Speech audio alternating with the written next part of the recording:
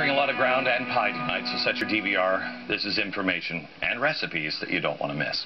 All right, I explained a few minutes ago that many in our government believe that wealth is like a single pie. There is only one pie, and the United States has too big of a piece of that pie, and they feel guilty about our gluttonous piece of pie, so they're willing to voluntarily reduce it.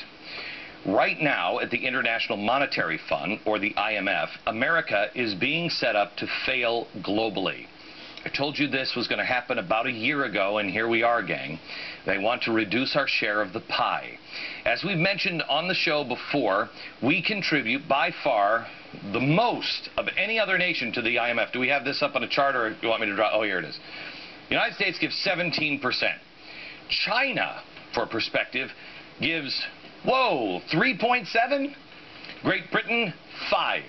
Germany's quota is 6%. Well, hang on just a second. Well, why are we doing that? Well, here's the good news. Because we contribute so much, our vote is weighted, to kind of balance off what we pay 17% of the bill, so we should get 17% of the vote.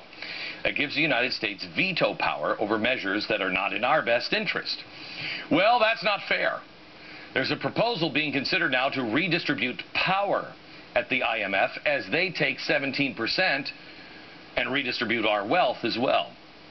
They want to take that power away from the industrial countries, like ours, to the emerging nations, which would not be good, because it will mean that we lose our voting power, or at least our veto ability. Now, can you imagine global financial decisions being made which will be locked into by the rest of the nations on Earth, and we have no power to stop them? Has there ever been a time in the history of the planet where Europe, China, Russia, anybody has acted in our best interest? No. We're all supposed to act with our own interest, and then also say, well, is this right for them as well? You think the rest of the world is going to be benevolent to the United States? You know what it is? It's like going out with a group of people for dinner, and you're going to pay for most of the dinner. But there's one guy there who just hates you, and he's not really even contributing to the dinner bill. And all of a sudden, everybody says, you know what? Bob over here, who hates you, and you're paying most of the bill, he gets to say where we're going for dinner. I don't think so. And then when you get to the restaurant, he gets to tell you what you're ordering as well. I got news for you, rest of the world.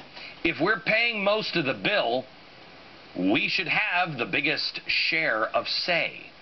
If somebody else is paying the bill, or if everybody's sharing it equally, well then, okay, then it's an equal vote. And if you don't like it, sucks to be you. I mean, me, personally, I'd stop going to the restaurant. But somehow or another, I don't know why, that's unreasonable. If the goal is to reduce our piece of the pie, this will accomplish it. And then at the same time, the IMF has also issued a frightening report with the International Labor Union Organization. Oh, they're not socialist at all. That says that America and Europe face the worst jobs crisis since the 1930s and risk an explosion of social unrest unless they tread carefully. Now, that's not the fear-mongering Glenn Beck saying that. That's the IMF. Although, for years, I've been telling you that the perfect storm has been gathering on the horizon and what could happen if that storm hits, especially if you added two elements, hunger and fear. Well, Greece has already given us a glimpse of what may be on the horizon here. It's coming, gang. But what is it that the IMF is so worried about?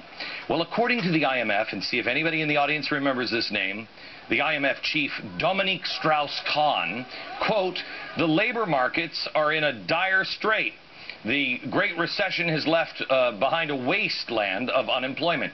He says that a double-dip recession remains unlikely, but stressed that the world has not yet escaped a deeper social crisis. He called it a grave error to think that the West, i.e. us, was safe again after teetering so close to the abyss last year. We're not safe, he said. And in a totally unrelated note, Strauss-Kahn is a French socialist. I'm glad that we have the socialist at the IMF getting together with the labor unions to try to tell us what to do.